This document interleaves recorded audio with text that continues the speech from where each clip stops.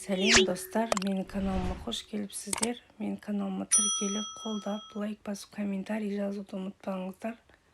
Бүгінгі жасайтын салатым қызылша салатын жасаймын. Ең алдымен біз жұмыртқамызды осылай турап аламыз.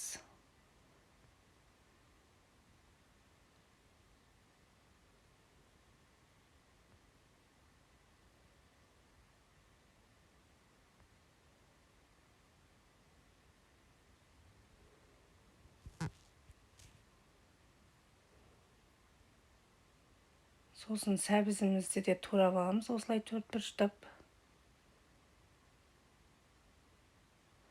Және де кішкене чеснокты турап қосамын, бір түйірін қана.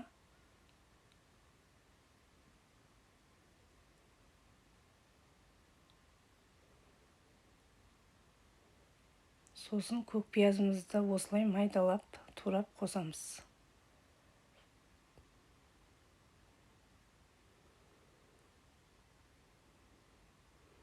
Енді қызылшамызды да турап аламыз. Осылай төрт бұрыштап.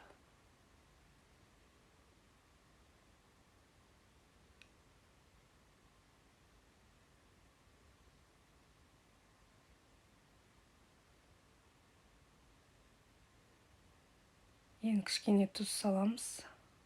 Араластырып жібереміз.